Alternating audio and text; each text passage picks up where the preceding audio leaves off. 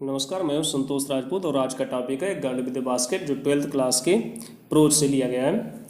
और इस लेसन के राइटर हैं विलियम सी डगलस, जो अमेरिका के सुप्रीम कोर्ट के एक जज थे और उन्होंने भारत का भ्रमण सन 1950 में किया था।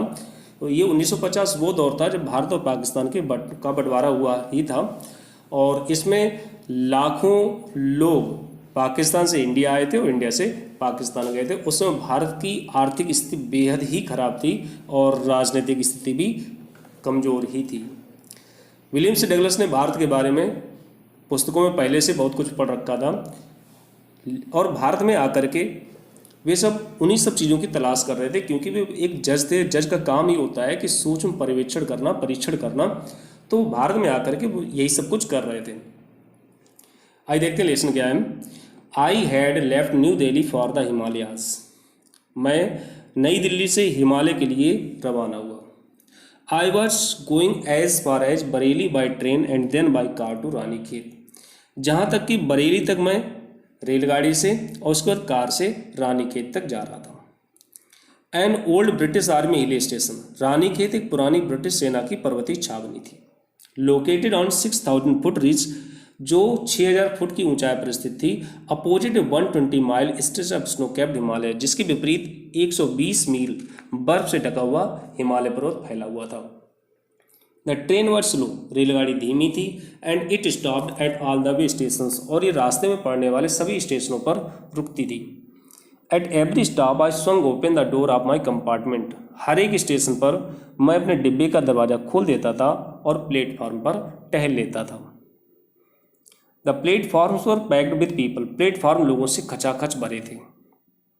Sikhs, Muslims, Hindus, soldiers, merchants, priests, porters, beggars, hawkers. Platform जो लोगों से खचाखच भरे हुए थे, इनमें से लोग थे सिख, मुसलमान, हिंदू, सैनिक, व्यापारी, पुजारी, कुली, भिखारी और फेरी वाले। Almost everyone was barefoot. लगभग हर कोई नंगे पांव था। And dressed in loose white garments, और सभी सफ़ेद ढीले ढाले वस्त्र पहने हुए थे। I would ask at least 3 people. मुझे कम से कम 3 लोगों से बात करनी पड़ती थी before I could find one who spoke English. तब कहीं एक आदमी अंग्रेजी बोलने वाला मिल जाता था। We would talk world affairs. हम संसार की घटनाओं पर बात करते थे। एंड एवरी मेजर टॉपिक, और प्रत्येक उस मुख्य विषय पर बात करते थे। The news of the day produce, जो दैनिक खबर उत्पन्न होती थी। In this way I was trying to get a feel of the pulse of the nation. इस तरह से मैं राष्ट्र की नब्ज को टटोलने का प्रयास कर रहा था। Checking opinion against official attitudes and reports. इस प्रकार मैं आधिकारिक दृष्टिकोण, रिपोर्ट, सूचनाओं के विरुद्ध विचारों के माध्यम से राष्ट्र की प्रति उनकी भावनाओं को जानने का प्रयत्न कर रहा था। द रूट ले through one of the richest of India's agricultural areas. रास्ता भारत के कृषि प्रधान क्षेत्र से होकर गुजरता था। This was the plain of the upper Ganga river. ये ऊपरी गंगा नदी का समतल मैदानी भाग था। 1000 feet above sea level but tropical. समुद्र के जल स्तर से करीब 1000 फुट की ऊंचाई पर, लेकिन समशीतोष्ण। The Ganga was brown silt. Ganga रेत के पानी से भूरी थी। सोलन विद फ्लड वाटर्स, जो बाढ़ के पानी से उफन रही थी। It's overflow in undulating thousands of acres of rice.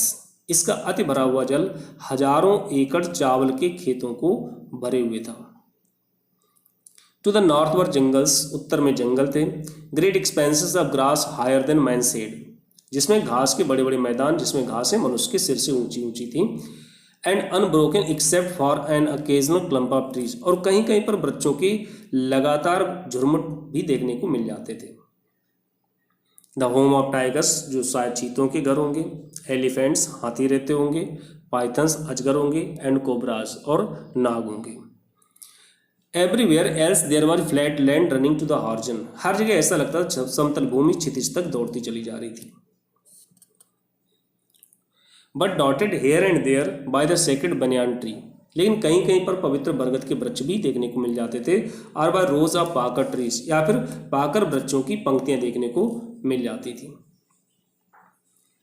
Shaped like elms, जो किसी एल्म वृक्ष की तरह आकार ली होती थी। And having thick twisted trunk, जिनके मोटे मोटे तने जड़ों के रूप में ऐंठे हुए थे। Hot humid air was moving in from the south west. गर्म और आर्द्रता भरी हवाएं दक्षिण पश्चिम की ओर चल रही थीं। Monkeys some of the mothers, बंदर जिनमें से कुछ बंदरियां थीं, with babies clinging to them, और बच्चे उनसे चिपके हुए थे, एंड राइडिंग अंडरनीथ, और नीचे उतरते हुए आ रहे थे। स्वंग ऑफ ट्रीज, वृक्षों पर झूलते हुए जा रहे थे। एट द स्टेशनों पर लुकिंग फॉर फूड, भोजन की तलाश में पहुंच रहे थे।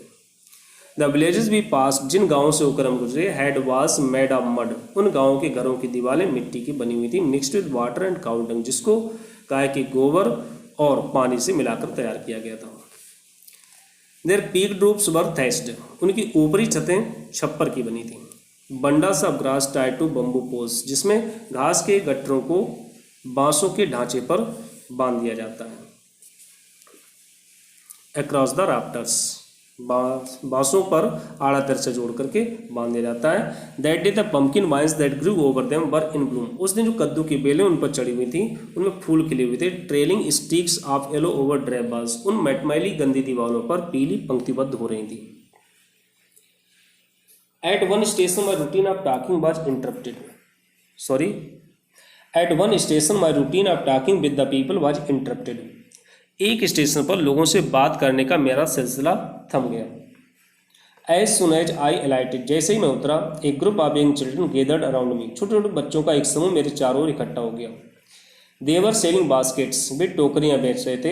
हैंड वोवन, जो हाथ की बुनी हुई थी। रीड बास्केट्स, सरकंडे बनी हुई टोकरियां थी। With simple design and pattern, जो साधारण ढंग और साधारण नमूने की थी। दे हेड द बास्केट्स आई, वे टोकरियां ऊंची उठाए हुए थे।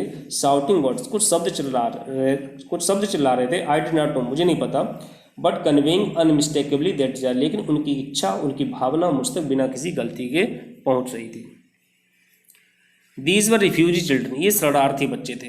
When partition between India and Pakistan was decreed, जब भारत और पाकिस्तान के बंटवारे की घोषणा हुई थी, hundreds of thousands of people pulled up their roots, तो हजारों सैकड़ों लोगों ने अपनी अपनी जड़ें उखाड़ ली। एंड चेंज देयर रेजिडेंस, और अपने निवास स्थान बदल दिए। 9 million people left Pakistan, 1 million में 10 लाख होते हैं, 9 मिलियन मतलब 90 लाख लोगों ने पाकिस्तान छोड़ दिया। And came to India driven by the fear of religious fanaticism, धर्मांधता की डर की वजह से भारत आ गए। They were poor people to start with, जब उन्होंने यात्रा प्रारंभ की तब एक लोग गरीब थे। देवर पुअरर, वे और भी अधिक गरीब हो गए। As they begin their long track, जब उन्होंने लंबा रास्ता तय किया। For all they could carry was bit of food, क्योंकि सब जो भी वो ला सकते थे वो था थोड़ा सा भोजन। एंड ए फ्यू बिलोंगिंग्स, और कुछ संबंधित वस्तुएं। Soon they were out of food, शीघ्र उनका भोजन समाप्त हो गया।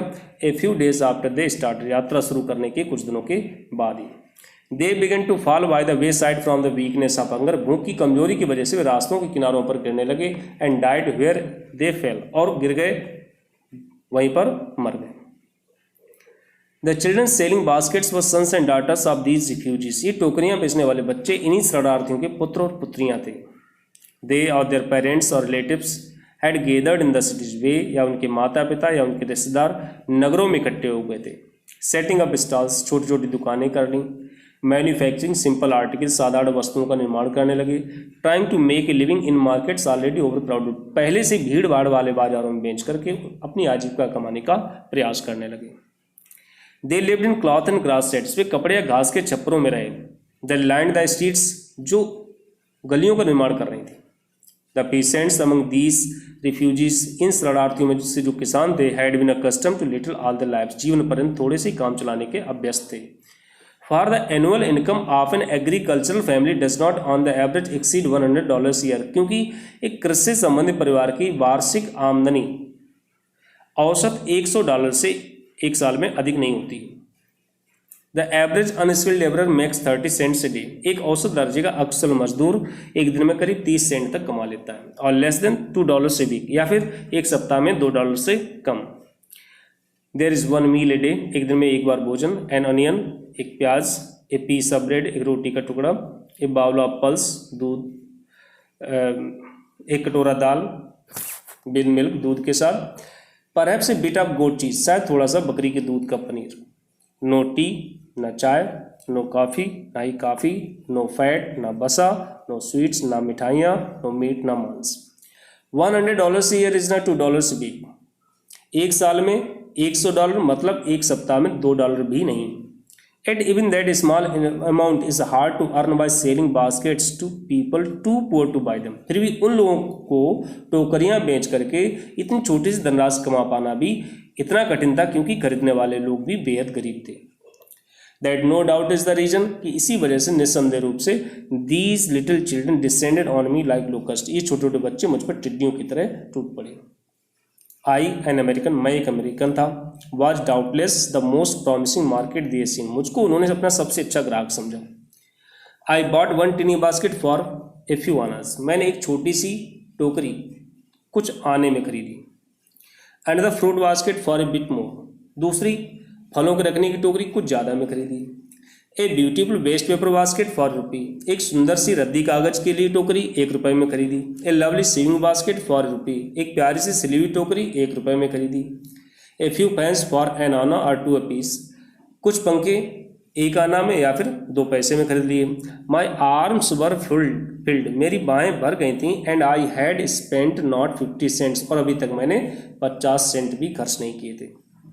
द चिल्ड्रन प्रेस्ड इन, बच्चे भीड़ के रूप में आते गए। साउटिंग देयर वेयर्स, अपने सामान के बारे में आवाज़ें लगाते गए।